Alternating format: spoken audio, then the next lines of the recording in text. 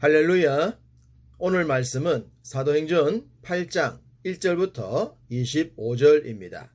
흩어지는 복음이라는 제목으로 말씀을 나누겠습니다. 초대교회는 왕성하게 불어나는 성도로 인해 자연스럽게 탄생을 했습니다. 교회란 장소적 의미도 있지만 모임적 의미가 더 강하기 때문이죠. 교회란 단어의 원어의 뜻도 불림받은 자들의 모임이라고 하지 않습니까? 그러니까 오늘날 어떤 교회가 개척 예배를 드림으로 교회를 시작하는 그런 식이 아니라는 겁니다. 초대교회 혹은 예루살렘 교회라는 간판을 달지는 않았지만 교회가 자연스럽게 시작된 것입니다. 사도행전에서 교회라는 단어가 제일 먼저 등장한 곳은 5장 11절입니다. 온 교회와 이 일을 듣는 사람들이 다 크게 두려워하니라. 교회를 시작한다는 말이 없었는데 이미 교회가 존재하고 있었습니다. 그러니 방금 말씀드린 것처럼 모인 자들로 인해 자연스럽게 교회가 시작된 거죠. 언약적으로 보면 참 성전이신 예수 그리스도가 오심으로 인해 성전의 역할은 끝이 났습니다. 예수 그리스도께서 십자가에 죽으실 때 성전 휘장이 찢어진 것이 참 성전이신 주의 몸된 교회의 시작으로 볼 수도 있습니다. 그리스도의 강림, 십자가 죽음, 부활, 성령 강림, 아니면 마태복음 16장에서 주님이 내 교회를 세우리라 하셨던 말씀 중에서 어떤 것이 교회의 시작일까요? 너무 신학적인 질문이 될 수 있으니까 이 질문엔 더 이상 집중할 필요는 없습니다. 이미 스데반 집사님이 광야교회라는 말씀까지 하셨기 때문입니다. 그러나 어쨌든 교회는 신약 성경에서 본격적으로 등장하고 그리스도의 강림과 밀접한 관계가 있다는 겁니다. 신약 성경에 언제부터 교회가 시작했다는 말은 없지만 사도행전 5장에 이미 존재하는 교회에 대해 말씀을 하고 계시죠. 이미 존재하고 있었던 교회가 하루가 다르게 큰 부흥을 하고 있었습니다. 부흥과 함께 교회를 더욱 체계적으로 섬기기 위해 집사님들을 세웠죠. 사도들은 말씀과 기도에 더욱 집중하기 위해서였습니다. 그런데 그 결정 뒤에 곧장 등장한 것이 스데반 집사님의 일종의 성경 역사 강해와 순교입니다. 자연스러운 흐름으로 본다면 사도들이 스데반처럼 말씀 사역을 하다 순교했고 집사님들은 구제 등에 문제가 생기지 않도록 열심히 섬겼더라. 이것이 정상일 텐데 말입니다. 왜 사도보다 집사님이 먼저 순교를 하고 집사님이 말씀 사역에 더 집중했음을 성경은 기록했을까요? 이전에도 말씀을 드렸듯이 집사님들의 사역이 섬김과 구제만이 아니었다는 겁니다. 사도들의 사역과도 중복이 됩니다. 그렇지만 성경이 분명히 사도들과 집사님들의 사역을 구별하지 않았습니까? 그렇다면 구별된 사역의 모습이 나타나야 합니다. 그럼에도 불구하고 스데반 집사님의 말씀 사역과 순교를 기록한 것은 특별한 목적이 있다고 보면 좋지 않을까요? 여러분의 생각은 어떠신지요? 그렇다고 생각하신다면 8장이 그 질문에 답을 제공하고 있다고 하겠습니다. 1절은 이렇게 말씀합니다.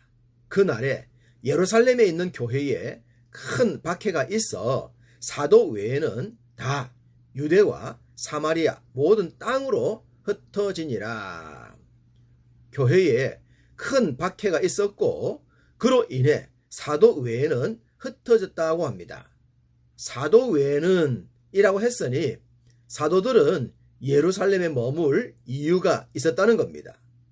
대신 흩어지는 사역을 위해 집사님들 혹은 성도님들이 필요했던 것입니다. 여러분은 사도행전에서 가장 유명한 말씀을 할 수 있는 1장 8절 말씀을 기억하실 겁니다. 오직 성령이 너희에게 임하시면 너희가 권능을 받고 예루살렘과 온 유대와 사마리아와 땅끝까지 이르러 내 증인이 되리라 하시니라. 이 말씀이 8장 1절과 정확하게 일치한다는 것도 익히 들으셨을 겁니다. 복음이 예루살렘에만 머물지 않도록 해야 하며 반드시 예루살렘을 넘어 궁극적으로 땅끝까지 가야 합니다.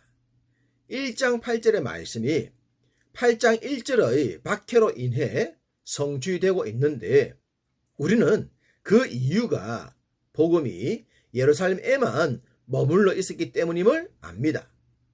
하나님은 스데반의 순교를 통해 이 말씀이 성취되게 하셨습니다. 흩어지는 자들이 1장 8절 말씀이 성취되고 있음을 느꼈을런지는 모르겠지만 결론적으로 말씀이 성취되어져 갔습니다. 그 중에 한 사람이 7 집사 중에 한 명인 빌립입니다.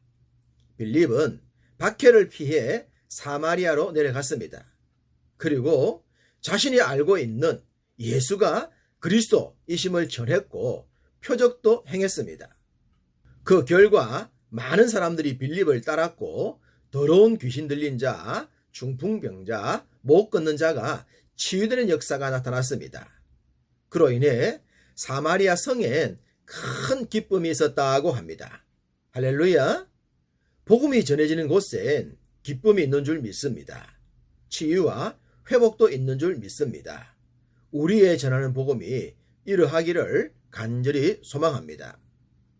빌립이 왕성하게 복음 전파를 할 때 사마리아 성에서 어두움의 영을 지배하고 있었던 마술사 시몬이라는 사람도 복음을 믿게 됩니다.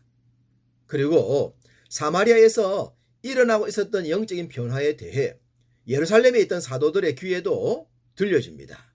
그래서 급히 베드로와 요한을 사마리아로 파송합니다. 사도들을 예루살렘에 남겨둔 것은 이러한 일을 위함으로 보입니다. 두 사도는 빌립을 통해 복음을 받아들인 자들을 위해 안수 기도를 했습니다.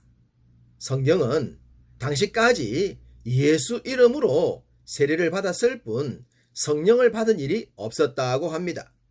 그래서 사도들이 성령 받기를 위해서 기도했다고 해요. 그리고 사도들의 기도에 의해 성령이 성도들에게 임했다고 합니다. 당시 성령 하나님은 특별하게 역사하셨습니다. 예수를 구주로 영접한 자들에게 새롭게 임하심을 눈으로 보게 하셨기 때문입니다. 마술사 시몬이 이런 모습을 보고 돈을 주고 살 수 있는 능력으로 착각을 할 정도로 말입니다. 이러함은 이제부터 믿음 생활은 성령님의 강력한 역사에 의해 이루어짐을 보여주심 같습니다. 마술사가 오해한 것처럼 개인적인 능력이나 직분, 자신을 드러내기 위함이 아니라는 것을 확실히 깨닫도록 하셨다는 겁니다. 믿음을 바르게 정립하지 못하면 믿음을 장사의 수단으로 전락시킬 수 있습니다. 마치 성전에서 장사하는 자들이 쫓겨났듯이 말입니다.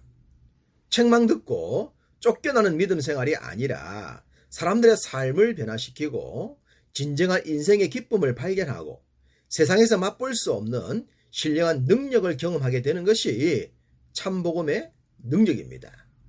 성령님은 빌립을 통해 사마리아에, 베드로와 요한을 통해 마술사 시몬에게 이러한 복음이 전해지게 했습니다.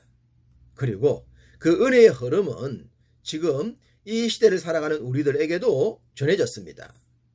비록 초대교회에 성령님께서 임재하시듯 강력한 성령의 임재를 경험하지 못했더라도 성령으로 인해 복음의 확실한 자로 살아감을 증명해야 할 것입니다. 여러분으로 인해 여러분의 가정이 복음의 기쁨으로 충만해야 합니다. 여러분이 섬기는 교회가 서로로 인해 예수 믿는 즐거움이 넘쳐야 합니다. 여러분이 발을 딛는 모든 곳에 예수 믿는 향기가 나타나야 합니다. 그것이 성령에 충만한 성도의 모습인 줄 믿습니다. 오늘도 여러분의 하루가 이와 같으시기를 주님의 이름으로 기원합니다.